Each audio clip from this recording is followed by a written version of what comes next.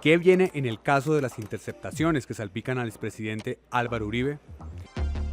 Empezamos con el tema clave y vamos a darle seguimiento a una de las noticias que más polémica ha causado desde el fin de semana, cuando se revelaron, y así lo hizo El Tiempo, el contenido de las interceptaciones legales que hizo la Corte Suprema de Justicia en un caso que tiene que ver con la supuesta manipulación de testigos que habría, en ese momento se decía, había estado haciendo el senador Iván Cepeda. Eso tiene que ver con una denuncia que hizo el expresidente Álvaro Uribe en contra de este senador porque consideraba que estaba supuestamente manipulando testigos para que lo acusaran de temas relacionados con paramilitarismo.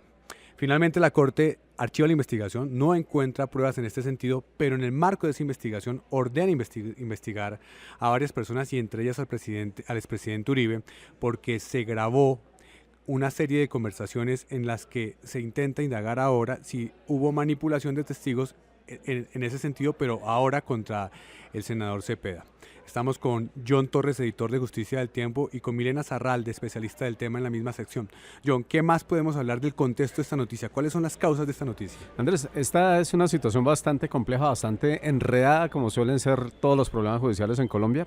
Lo que ocurrió es que en el 2012, Cepeda, que es un senador del Polo Democrático, empezó a visitar cárceles del país. En ese momento había una crisis carcelaria, y lo que él dice es que algunos paramilitares se le acercaron y le dijeron que tenían información de supuestos vínculos de la familia del expresidente Álvaro Uribe, concretamente de él y de su hermano Santiago, con grupos paramilitares. Desde ese momento él anexa dos grandes declaraciones de un señor Sierra, que fue jefe del bloque Cacique Pipintá, y de otra persona que es hijo de un empleado del expresidente Uribe y de la familia del expresidente Uribe en la hacienda Guacharacas, y ellos aseguraban que en ese sitio en la década de los 90 llegaban grupos paramilitares.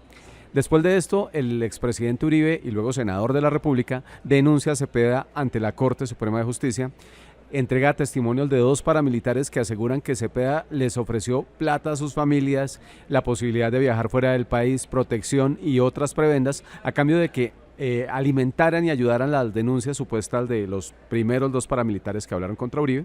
Lo que la Corte investiga después de todo esto es que no ocurrió tal cosa, dice la Corte Suprema. Hace algunas interceptaciones y en ellas sorprende. Dice además, permítame, lo interrumpo John, que lo que estaba haciendo Cepeda en la cárcel era algo correspondiente a su labor como senador, de conocer lo que estaba sucediendo en el interior de las cárceles, pero que no estaba ni mucho menos haciendo un complot. Eso es lo que dice la Corte. Eso es lo que dice la Corte. También hay que decir en aras de la verdad que el contexto es que entre el senador Cepeda y el senador Uribe existe una viejísima diferencia personal, sí, que incluso ha trascendido los términos de los buenos modos. Pero pues lo que dice la Corte es que la labor de Cepeda no fue una labor ilegal en tanto y en cuanto no ofreció ninguna prebenda para que alguien difamara al presidente Uribe y más que difamara lo acusara de nexos con paramilitares. Hacen la investigación y en una investigación que se cierra con una preclusión a favor de Cepeda, pero que tiene, esta es una decisión tal vez muy sencilla, no lo vamos a investigar, pero resulta que tiene 200 y pico de páginas. La Corte hace una investigación muy profunda y encuentra, con varias interceptaciones, seguimientos realizados por el CTI, que algunas de las personas señaladas por estos paramilitares y que son cercanas al expresidente Uribe, intimidaron a algunos testigos, dice la Corte.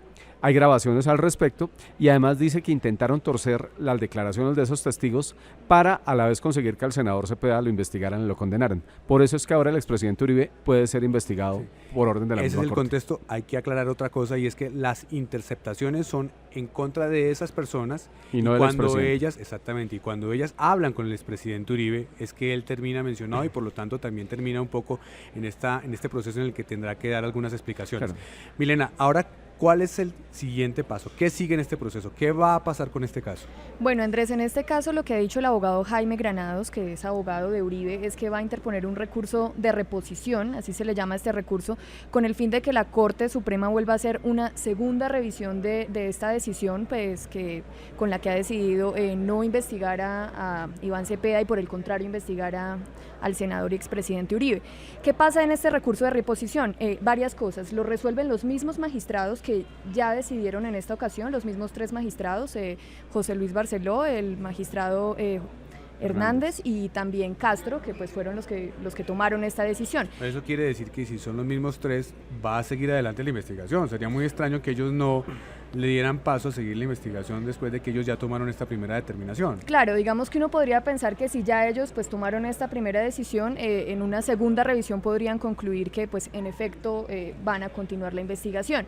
Ya lo que pasa con eso, Andrés, es que una vez ellos resuelvan este recurso de reposición que nos dicen fuentes de la Corte, tendría que ser algo muy rápido, ellos no se toman mucho tiempo en resolver. ¿Rápido es cuánto tiempo? Nos dicen más o menos que el término son unos 5 días, pues sin embargo todo puede pasar, pero la Corte generalmente resuelve los recursos de reposición de manera pronta. Y bueno, digamos, resolver este recurso también es clave, por algo pues que ya les vamos a indicar, pero un poco lo que pasaría es que una vez ya ellos resuelvan ese recurso de reposición, todas las compulsas de copias que la Corte hace en estos casos contra Uribe, contra Santiago Uribe, contra Luis Alfredo Ramos, entrarían ya en vigencia, y ahí sí que va a pasar. La Corte va a abrir, si llega a resolver ese recurso de reposición y decide continuar la investigación, va a abrir un expediente nuevo contra Uribe por el proceso de la presunta manipulación para los testigos, y ese proceso, según nos dicen también fuentes de la Corte, lo va a llevar el magistrado Barceló, porque es quien ya ha tenido conocimiento de todo el caso, que es también pues algo muy importante para darlo a conocer. Y ya en los otros casos, porque la Corte ya viene investigando a Álvaro Uribe por supuestos nexos con paramilitares, que es un proceso pues que según ellos desde el 2014 no han tenido ninguna movida y que estaba en el despacho del magistrado Gustavo Malo, a ese expediente se anexarían también las grabaciones y los nuevos testimonios que se recolectaron en este expediente, así como también en el caso de Luis Alfredo Ramos, donde ya existe un proceso. Es un poco lo que sigue en este caso. John, pero entonces, si se da un poco ese escenario, ¿cuánto tiempo pasaría para que nosotros viéramos algún tipo de avance en este proceso? No, pero fíjese que ahí hay un elemento nuevo. Milena lo planteaba así, que hay algo más que va a pasar, y es que en la Corte Suprema de Justicia se crearon 2 nuevas salas. Esas salas tienen que estar creadas muy pronto, y esta sala penal, que es la que tomó esta decisión, apenas entra en vigencia porque ya hay nuevos magistrados. El acto legislativo que creó la segunda instancia pierden toda investigación. O sea que este caso de Uribe, en caso de que la Corte decida sacarlo adelante, lo van a llevar adelante 3 magistrados de una sala de instrucción. Una sala nueva. De una sala nueva, porque la Corte está buscando 9 magistrados, ya empezó el proceso, y no van a ser estos mismos magistrados finalmente los que lo lleven, a pesar de que la Corte tome decisiones mientras tanto. Pero este caso lo más seguro es que no va a estar en manos de las mismas personas. Dependería de la velocidad de la situación, pero en todo caso en algún momento la velocidad va a ser lenta porque estamos en un proceso de transición de la Corte entrando en una nueva estructura. Claro, y en algún momento igual así ellos empezaran a llevarlo por ahora, van a tener que enviárselo a esta nueva sala cuando ya esté operando. Hablemos de otro escenario también, obviamente respetando el debido proceso, pero si se llegara a avanzar en el caso, ¿cuál es el tipo de sanciones a las que se expondría el expresidente Uribe en ese escenario, John? Pues vea que el escenario de la cárcel que ha sido esbozado por algunos de los miembros del Centro Democrático, la verdad es bastante remoto incluso en estos casos. Pero lo que sí puede ser complejo para el expresidente Uribe por primera vez es que está ante la posibilidad de una condena penal. ¿Por qué? Porque quienes lo están de alguna manera señalando no son paramilitares, no son testigos de dudosa ortografía, sino que son magistrados de la Corte Suprema que llevaron a cabo una investigación judicial y técnica. ¿Qué pasaría en este caso? Si eventualmente lo investigan y si eventualmente lo condenan, sería un caso de un delito común, y en el delito común, según la legislación colombiana, no existen derechos políticos. El expresidente Uribe, si es condenado por la Corte Suprema y si esa condena llega a ser revalidada por la segunda instancia, que seguramente va a estar vigente cuando ocurra, si ocurre, pues va a quedar muerto políticamente para la elección popular en Colombia, lo cual no implica, por supuesto, que llegue a perder toda la influencia política enorme que tiene. Muy bien, John, Milena, muchas gracias. Gracias. Lo más leído en eltiempo.com. Y en lo más leído tenemos este titular: exfiscal pide captura internacional de Maduro a Tribunal Supremo. Estamos hablando de la decisión que tomó la exfiscal de Venezuela, Luisa Ortega, quien está viviendo en Colombia, que está viviendo exiliada en Colombia, y que toma, haciendo alusión a una norma que existe en la legislación venezolana, la potestad de pedir que los magistrados ordenen la captura del presidente de Venezuela. Estamos en este momento con María del Mar Quintana, especialista del tema en la sección internacional del Tiempo, y con Eduard Soto, jefe de esa sección. María del Mar, ¿cuál es el contexto adicional de esta noticia? Sí, Andrés, pues a grandes rasgos la exfiscal general de Venezuela, Luisa Ortega, pidió una orden de captura internacional a la Interpol contra el presidente de Venezuela, Nicolás Maduro.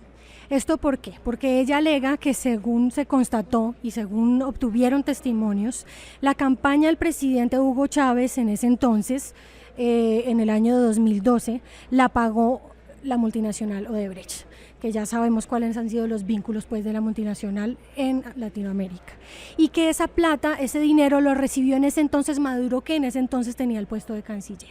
Eso a nivel general. Ella dice que esta investigación empezó a realizarse desde el año 2015, pero que apenas hasta el año pasado se logró tener los testimonios no solo de directivos de Odebrecht, sino de las 2 personas que participaron directamente en la entrega del dinero al presidente Nicolás Maduro.